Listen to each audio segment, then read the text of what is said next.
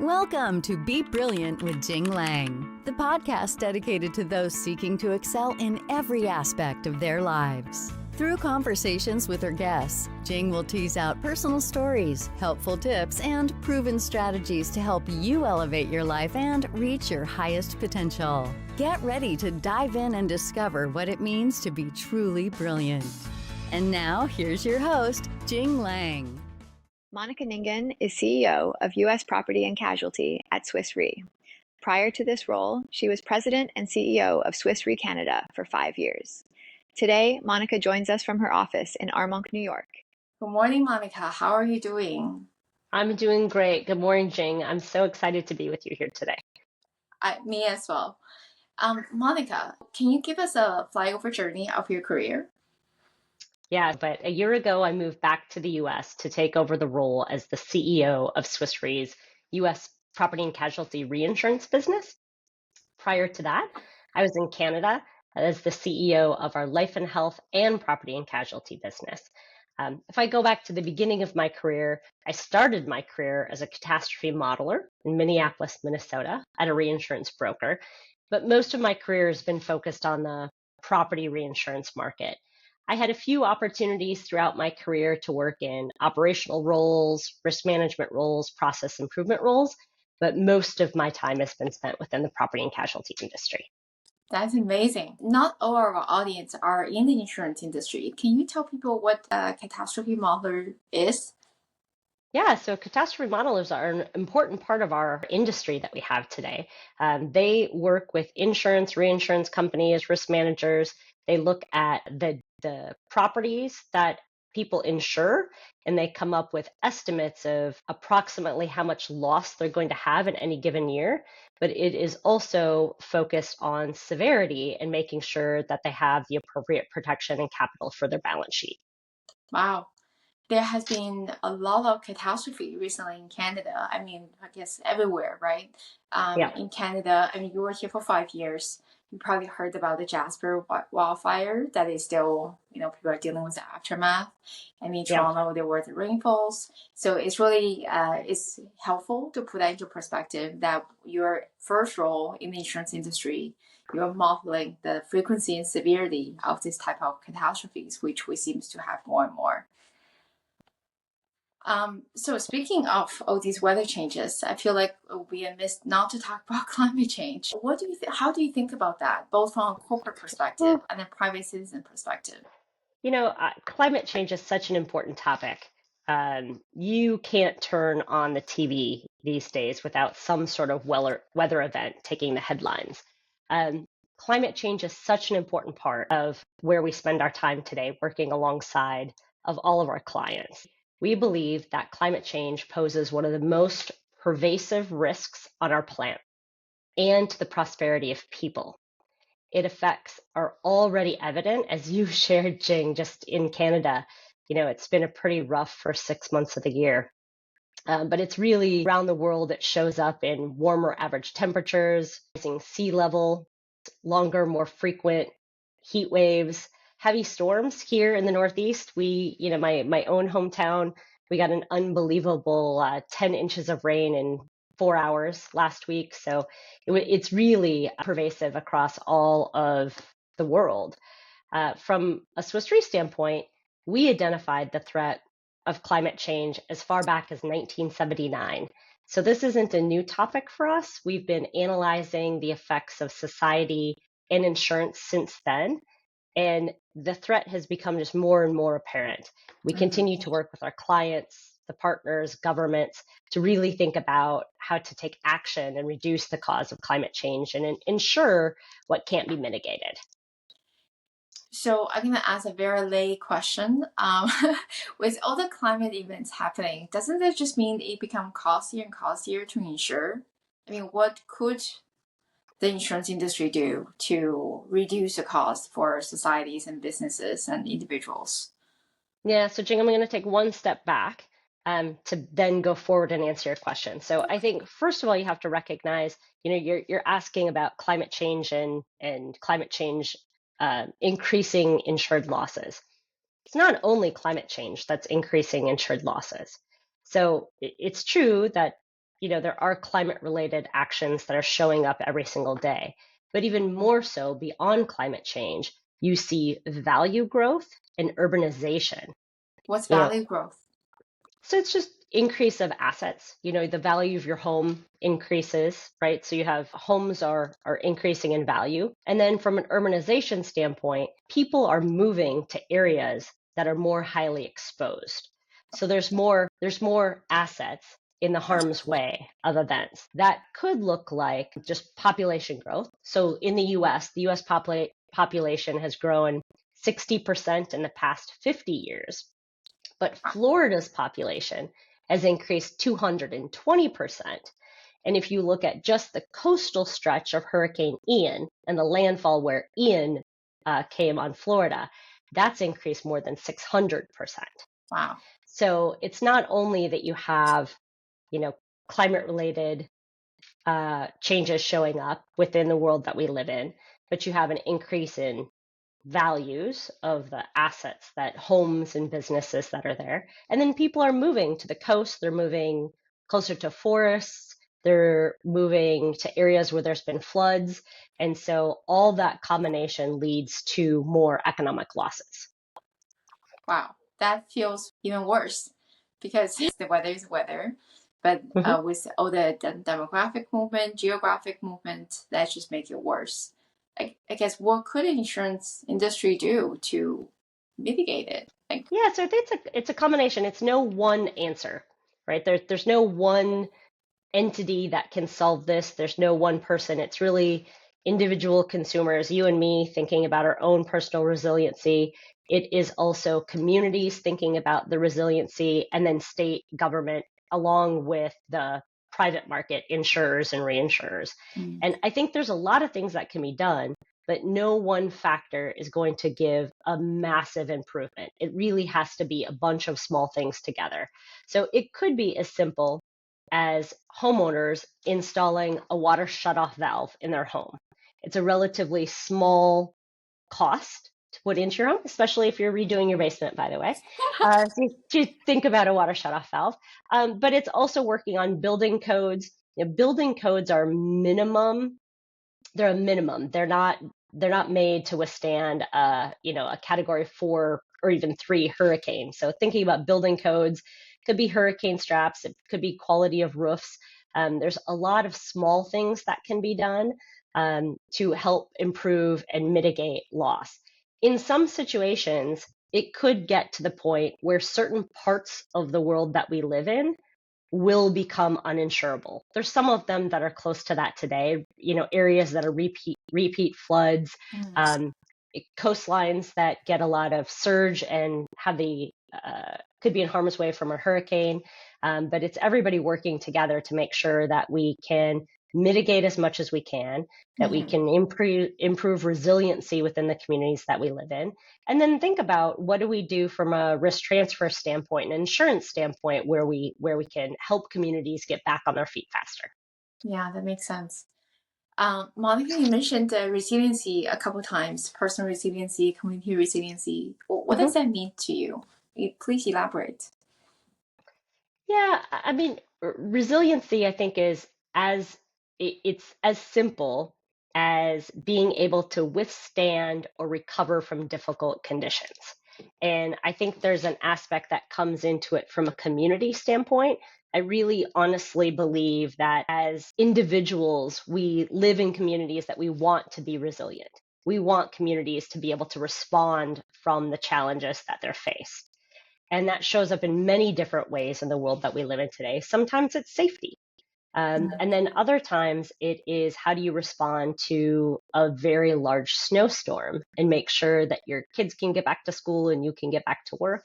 But there's also events like the ones that you've been facing that are flood related, and just making sure your home is safe to live in. Once you have water in your basement or water in your home, it's how quickly can you get your home fixed after that event to make sure that it's safe to live in again.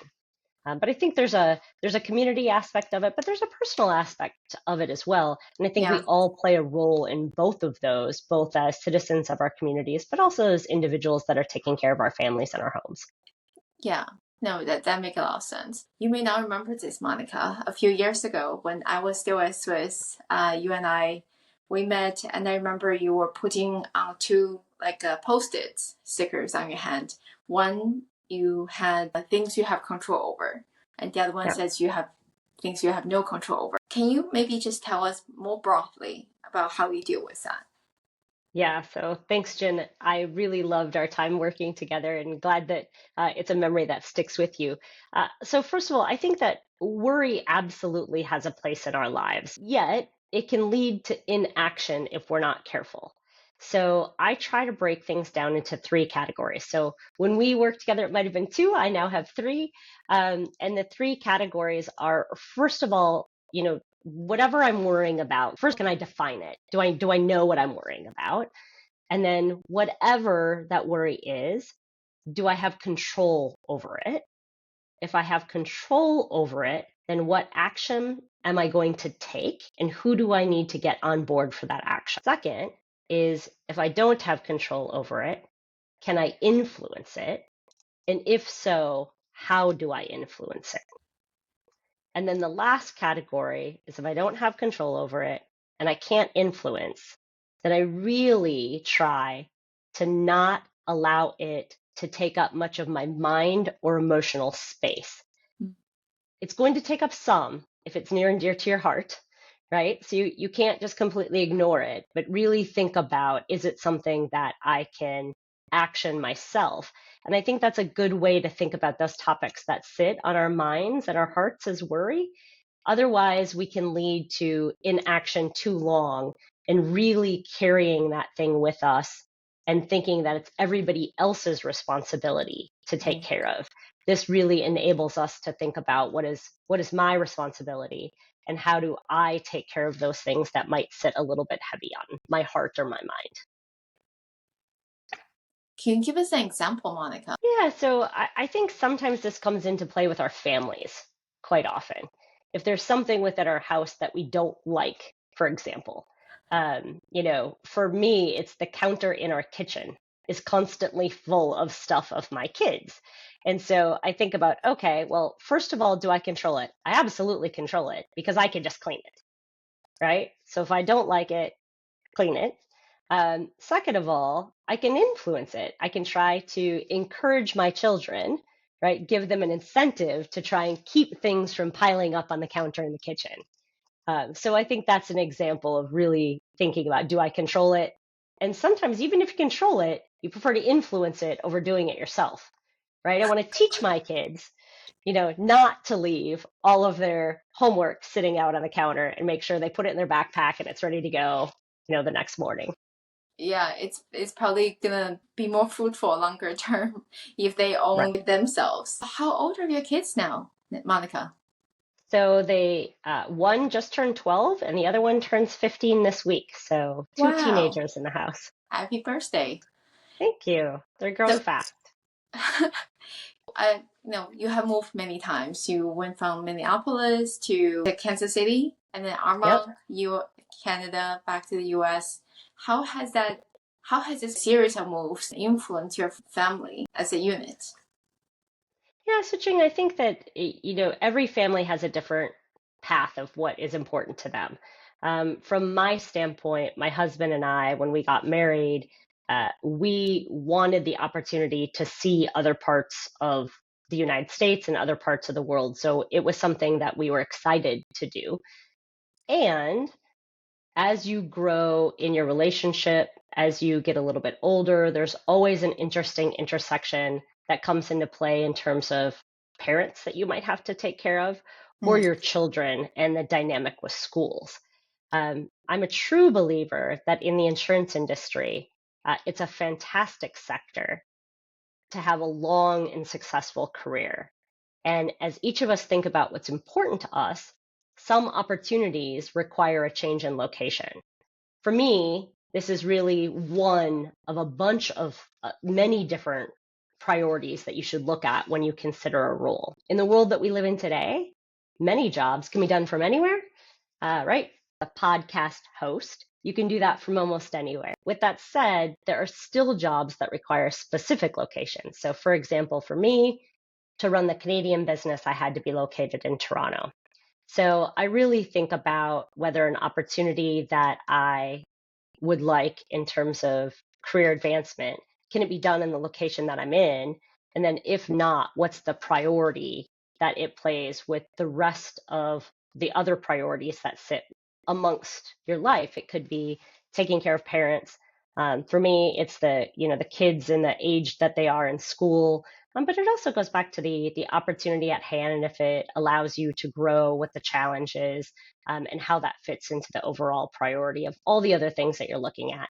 And I think it's just one of many things that you stack up next to each other. And in some situations, for us as a family, for me and my husband, we were excited to be able to experience different locations and different cultures and introduce our children to other cultures as well. What's the favorite place you've been so far? We actually have loved everywhere we've lived. Moving is not easy at all. It's really difficult when you have kids, but we've loved everywhere we've lived. So I don't think we could pick one. What do you miss the most about Toronto? We miss just the people, right? I think that's the case with everywhere. You fall in love with the community, you fall in love with the people that you work with, you fall in love with the area that you live, the culture, the food. And so we absolutely miss the people the most. Did you have any poutine while you were here? We did have poutine. It wasn't necessarily our favorite, but we did have poutine. But there's your Canadian experience. One of the Canadian experiences. Yeah. So Monica, when you were in Canada, you started foundation, was it, for Insurance Supper Club? Yep. Tell us more about that. Yep. Yeah. So ISC is a global organization focused on professional development for women. And it was started many years ago. Really at the core of it was a networking group. If you go back many, many, many years in the industry that we live in, men were more likely to network than women. And so that was the case. But we're trying to change that. So that was the core of this organization when it was originally founded. And we had the opportunity to scale this organization in Canada. And it was really focusing on an unbelievable need that we found within the industry. And it was quite amazing at the response that we had from the industry and the women that opted in to be a part of the organization. So it focused on professional development and networking, and really women lifting up women to help them be successful within the industry.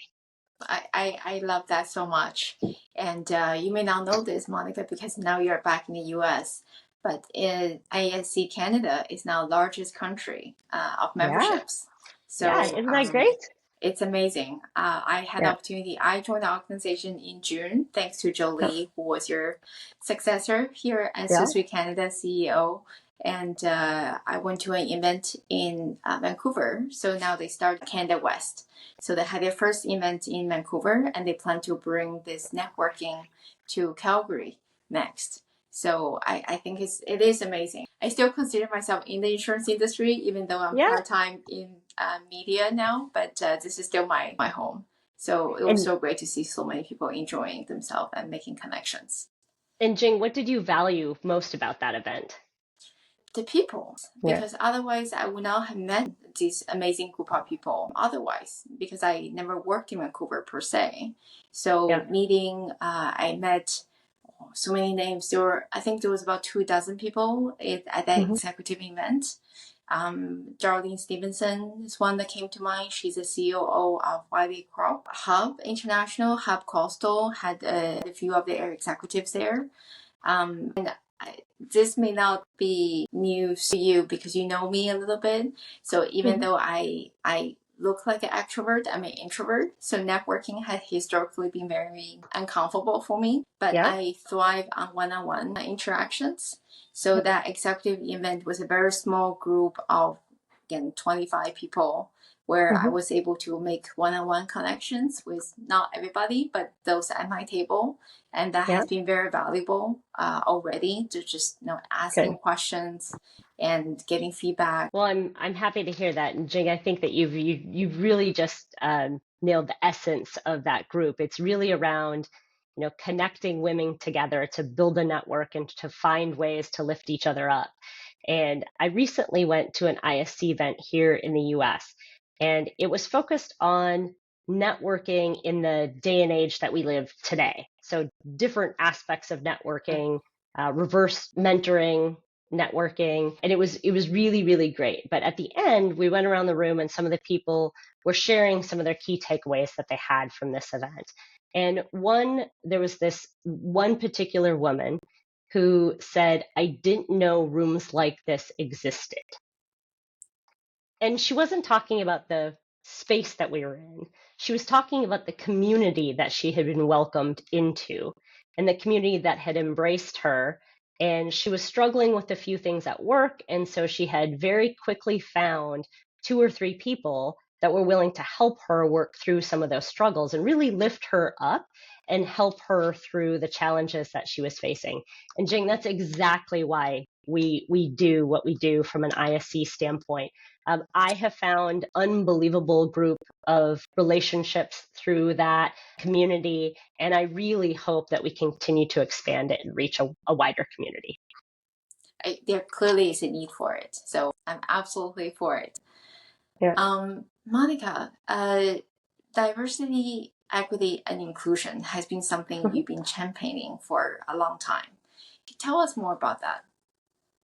Yeah, I think, Jing, it goes to the core of what we think is important from a diversity, equity, inclusion standpoint. For me, it's really enabling diversity of thought.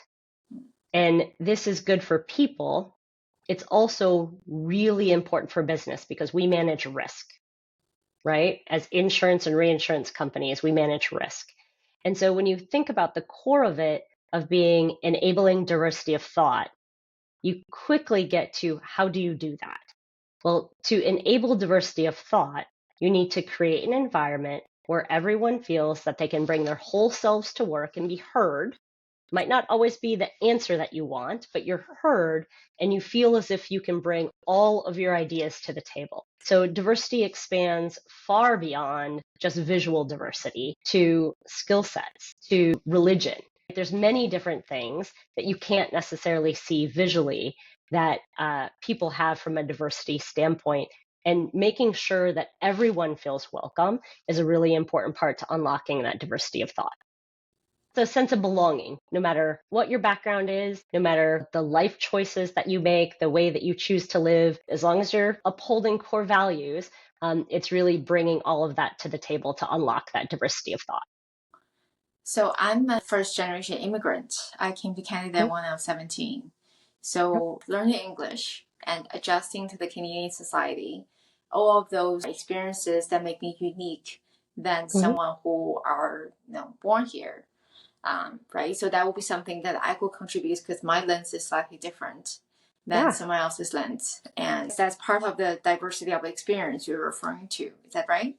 Yeah, and Jing, there's all kinds of different things that people can't see on the surface, right? It's being able to bring your whole self to work, your whole self to the relationships that you have, and really feel like you're accepted and you belong. It's really the concept of inclusion and belonging within a diverse population. What will be your response, Monica, to someone who says that I just want to go to work to get my work done? Like I'm not there to make friends. Does that impact you in some way as a leader? So I don't think you necessarily have to be friends with everyone you work with, but everybody wants to be a part of a community. So I think there's a difference between the two. There's a difference between a sense of belonging and feeling like you belong, right? That's a feeling, that's an emotion. And I think everybody wants to feel like they belong with where they are, whether they're in their family, in their community, whether they're at work. Now, with that said, you may have different levels of friendship within those communities. Right. Right. That makes sense. Okay. Yeah, and I think about it within your neighborhood. There's probably people that you live by that you're really good friends with. And there's other people that are probably acquaintances, but you want to feel like you belong as a part of that community. You don't want to feel like they don't want you there. Right? You have a right to be there and you want to feel a part of that community in that sense of belonging. That makes sense. Monica, you mentioned core values earlier. What are your core values? Yeah, so Jing, I was raised in a very small community. So I was raised in a town of 180 people. So when I think about core values, it really goes back to, I think, just the basics of how I was raised in this small community: trust, integrity, respect, honesty, transparency, and empathy. And, the small town that I lived in, um, you weren't only reprimanded by your parents. So if you were doing something outside of a core value, the community would let you know that you had done something that was not in alignment with the core values. So it was really a lovely community to grow up in. That is the basis for where my core values come from. Wow, 180. You probably know everybody, and maybe there's You know, some relatives too. so my family was pretty small, so I only had a handful of relatives, but yes, you absolutely know everyone. Yeah, and it's a great community. It's still, I was actually back there last weekend visiting, so a lovely place to visit. Oh, that's very nice. You mentioned trust earlier. Is Mhm. trust something that must be earned, or do you extend trust? For me, trust is something that you automatically give people. I think as humans, you live a very different life if you automatically trust people and believe in the best in them. You develop different relationships, both personal and professional. But from my standpoint, Jing, I think that people automatically have my trust. It's something that I give to them.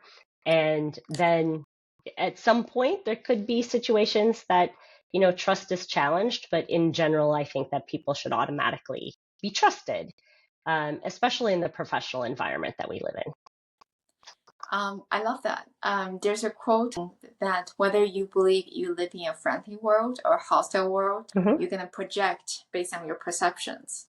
So Yes. by giving people instant trust, your perception of the world is very harmonious and helpful. And that's a very Yeah. different life trajectory as I think about it.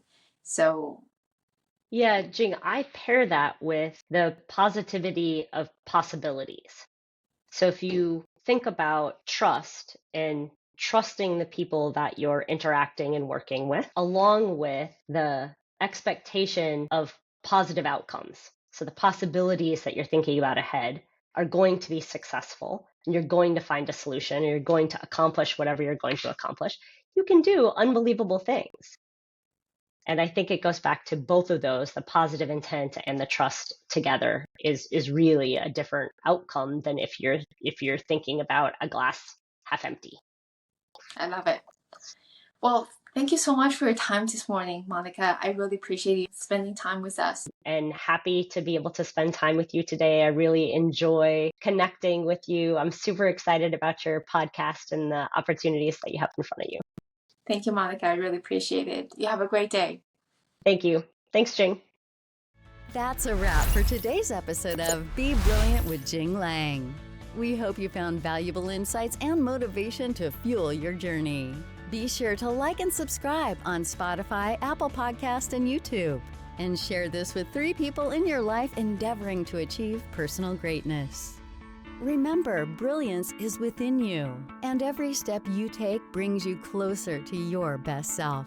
Keep striving, keep shining, and until next time, stay brilliant.